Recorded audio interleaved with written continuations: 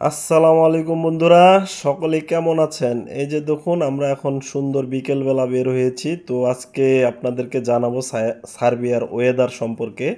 আজকে জানতে পারবেন সার্বিয়ার আবহাওয়া কেমন। তো এখানে মূলত 4 ঋতুর দেশ। বসন্ত, গ্রীষ্ম, শরৎ, শীত, এই 4টি ঋতু হচ্ছে সার্বিয়ার জন্য।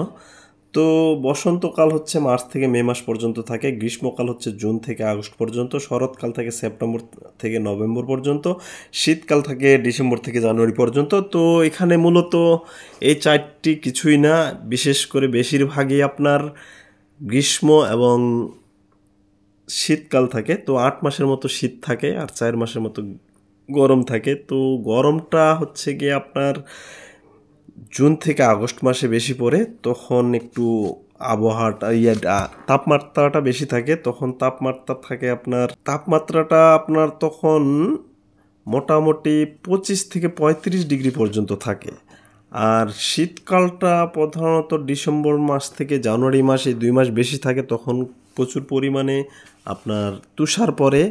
তো তুষার পড়ে এবং এখানে -ডিগ্রি থাকে অনেক, এবং বরফ পড়ে সব কিছু সাদা হয়ে যায়।